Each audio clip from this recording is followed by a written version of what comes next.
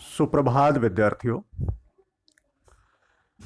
हिंदी अध्ययनशाला में हिंदी व्याकरण का अध्ययन करने के लिए हम लोग हिंदी की कक्षा में उपस्थित हैं। आज हम तृतीय चरण के पाठों का अध्ययन करेंगे। तृतीय चरण में हिंदी व्याकरण का अध्ययन है।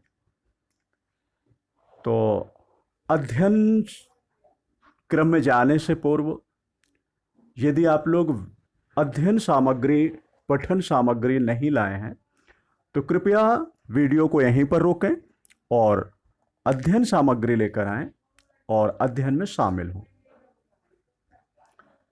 आज हम हिंदी व्याकरण में पाठ एक शब्द भंडार नामक पाठ से पर्यायवाची शब्द खंड को पढ़ेंगे। पठन पाठन के इस क्रम में आज भी हमारे पठन का पृष्ठ संख्या 3 ही माध्यम है। पृष्ठ संख्या 3 के माध्यम से ही हम आज पठन पाठन करेंगे। पृष्ठ संख्या 3 यह आपको कल की पाठ्य योजना में गृह कार्य में पढ़ने समझने के लिए दिया गया था। मुझे पूर्ण उम्मीद है कि आप लोगों ने इसे पढ़ा होगा, समझा होगा। यहां पर एक चीज ध्यान दें, एक बात पर ध्यान दें, ये तालाब शब्द के पर्यायवाची लिखे हुए हैं। तालाब शब्द के पर्यायवाची में जो पहला शब्द दिया हुआ है जल आशय, तो यह जल आशय शब्द नहीं होता है, जलाशय शब्द होता है। शुद्ध शब्द है जलाशय। ये जलाशय की वर्तनी आपके सामने है। तो इस प्रकार से आप इसको अपने हिंदी व्याकरण की जो पाठ्य पुस्तक है उसमें सुधार कर लें। आप लोग पर्यायवाची शब्द पाठांक पृष्ठ संख्या 3 से पढ़ चुके हैं। आइए उसी क्रम में आगे बढ़ते हैं। विद्यार्थियों, इस चित्र में आप देख रहे हैं कि आपको आंख का चित्र दिखाई दे रहा है। अब यहां पर आप देख रहे हैं कि इस चित्र में जो आंख का चित्र है उसे कुछ नए नामों से परिचित कराया गया है। नेत्र, नयन, लोचन। तो इसका मतलब हुआ कि आंख को हम नेत्र, नयन, लोचन भी कह सकते हैं। यह भी इसका परिचय है। अगले चित्र में आप देख रहे हैं मां का चित्र दिख रहा है। अब यहां पर हम देख रहे हैं कि इस मां को अन्य नामों से भी परिचित कराया गया है, जैसे माता, अम्बा, जननी। तो इसका मतलब यह हुआ कि मां को हम माता भी बोल सकते हैं, अम्बा भी बोल सकते हैं और जननी भी बोल सकते हैं। यहां पर आप देख रहे हैं फूल दिख रहे हैं। फूल का चित्र आपके सामने है और इस चित्र में आप देख रहे हैं कि फूल को फूल ना कह करके इन्होंने पुष्प, प्रसून, सुमन आदि नामों से भी परिचित कराया है। तो इसका मतलब फूल को हम पुष्प, प्रसून और सुमन बुला सकते हैं। विद्यार्थियों, आपने देखा कि आंख, मां और फूल के 3 नाम और भी हैं। उन्हें अन्य नामों से भी पुकारा जाता है। तो इसी प्रकार जिन शब्दों के समान अर्थ प्रकट करने वाले अन्य नाम और भी होते हैं, वही शब्द पर्यायवाची शब्द के रूप में जाने जाते हैं। पर्यायवाची शब्द के विषय में एक बात को और समझें। अर्थ की दृष्टि से समान प्रतीत होने वाले शब्दों को पर्यायवाची शब्द कहते हैं। अर्थ की दृष्टि से समान प्रतीत होने वाले शब्दों को पर्यायवाची शब्द कहते हैं। यद्यपि हिंदी में प्रयोग होने वाले शब्द अपना स्वतंत्र अर्थ रखते हैं तथा कोई भी शब्द दूसरे शब्द का पूर्ण रूप से पर्याय नहीं होता है, उसमें गुण, धर्म आदि के आधार पर ही परिवर्तन होता है। फिर भी कुछ समानताओं के आधार पर उन्हें पर्यायवाची मान लिया जाता है। जैसे जल पानी का पर्याय है, लेकिन जल प्रत्येक पानी को नहीं कहा जा सकता। क्यों? देखिए उदाहरण, जैसे नाली का पानी, इसे हम नाली का पानी ही कहेंगे, नाली का जल नहीं कहेंगे। नाली का पानी तो ये पानी ही हो सकता है, जल नहीं होगा। इसी प्रकार जल, जैसे गंगा जल, नदियों में भी तो पानी बहता है, नाली में भी तो पानी बहता है, लेकिन नदी के पानी को हम जल और नाली के पानी को हम पानी कहते हैं।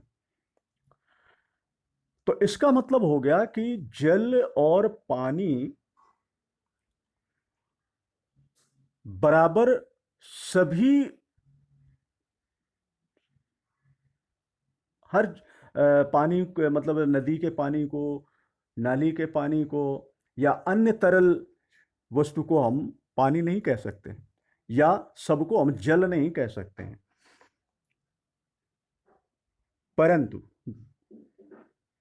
जैसे नाली का पानी और गंगा जल, नदी का जल, दोनों में ये जल और पानी दोनों शब्दों में तरलत्व है, तरल गुण है, दोनों का जन्मदाता एक ही है, परंतु दोनों हर बात के लिए नहीं प्रयोग हो सकते हैं। तो इस प्रकार से पर्यायवाची शब्द गुण धर्म के आधार पर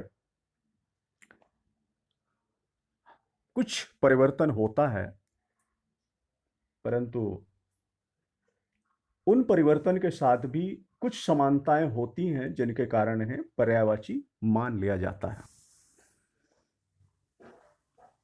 आइए अब अगले क्रम में बढ़ते हैं। पानी, यहां पर पानी शब्द के लिए बताया गया कि जल, नीर, तोय, अम्ब, वारी। तो यानी पानी के ये अन्य नाम हो गए, पानी के दूसरे अन्य नामों में जल, नीर, तोय, अम्ब, वारी। ठीक है, अब इन्हें हम पानी का पर्यायवाची भी कहेंगे, क्योंकि सभी में तरलत्व गुण है, सभी तरल हैं। ठीक है, अब पानी के जो पर्यायवाची होते हैं, इन पर्यायवाची में क्रमशः यदि हम दा, जा और धी शब्दों को जोड़ दें, दा, जा और धी शब्दों को जोड़ दें, तो ये जलद, जलज और जलधि इस प्रकार से नए शब्द बन जाएंगे। जल के साथ दा जोड़ दिया तो बन गया जलद, जल के साथ जा जोड़ दिया तो बन गया जलज, जल के साथ धी जोड़ दिया तो बन गया जलधि। तो द, ज और धी शब्द जोड़ने से क्या होता है, कुछ नए पर्यायवाची शब्द बनते हैं। तो यदि आपको पानी के पर्यायवाची आते हैं तो पानी के पर्यायवाची शब्दों में आप द, ज और धी जोड़ें, नए पर्यायवाची शब्द बनाएं। देखिए नए पर्यायवाची शब्द क्या बनेंगे। यदि हम पानी के पर्यायवाची में दा शब्द जोड़ दें, जलद, नीरद, तोयद, अम्बुद, वारिद, तो ये पर्यायवाची बन गए बादल के। जबकि बादल के पर्यायवाचियों में मेघ, घन आदि शब्द भी होते हैं, उन्हें भी बादल कहते हैं, परंतु जल के पर्यायवाची में दा जोड़ने से बादल का पर्यायवाची बन जाता है। अब इसी प्रकार पानी के पर्यायवाची में आपने जा शब्द जोड़ दिया तो जलज, नीरज, तोयज, अंबुज, वारिज ये शब्द बने। तो ये शब्द सभी कमल के पर्यायवाची हैं, ये सब कमल के पर्यायवाची हैं। तो पानी के पर्यायवाची में यदि जा जोड़ दें, जा शब्द जोड़ दें तो कमल के पर्यायवाची बन जाते हैं।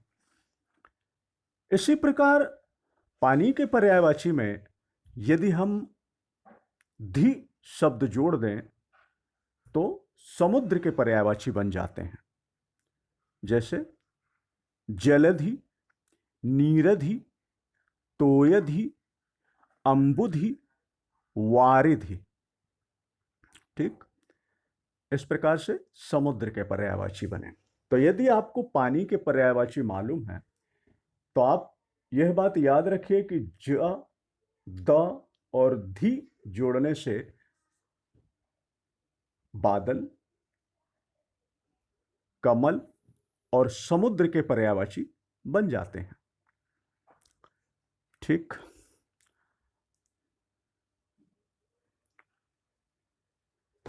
पर्यायवाची शब्द की परिभाषा क्या हुई?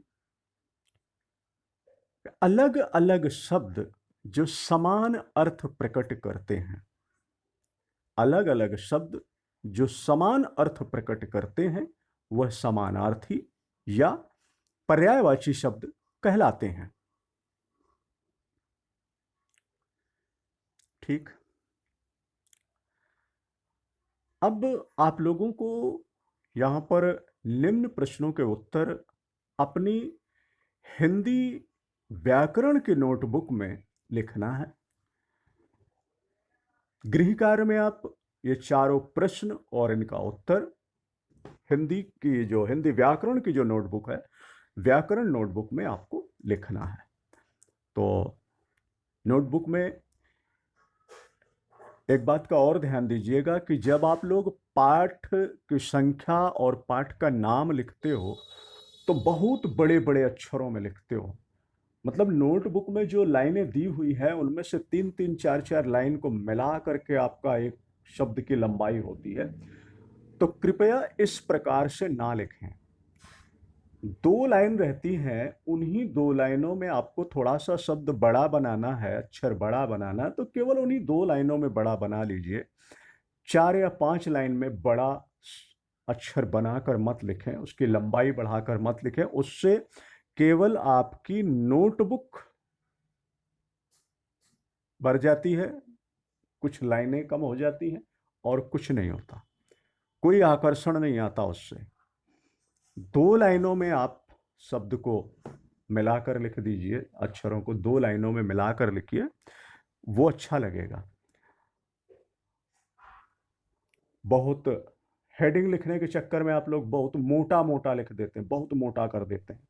पाठ की हेडिंग है, पाठ के नाम की हेडिंग है तो खूब मोटा कर दें, तो ऐसा भी नहीं करें, वो अच्छा नहीं लगता। आप सामान्य पेन से जिससे लिख रहे हैं उसी से आप लिख सकते हैं, और वो जो 2 लाइन है उन 2 लाइनों पे मिला के शब्द को लिख दीजिए।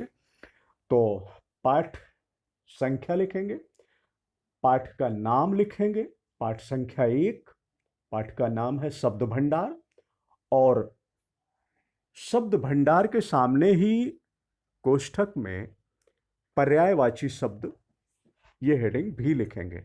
फिर इसके बाद आपका प्रश्न रहेगा, निम्नलिखित प्रश्नों के उत्तर लिखें, और क्रमशः 1 से 4 तक ये प्रश्न लिखें।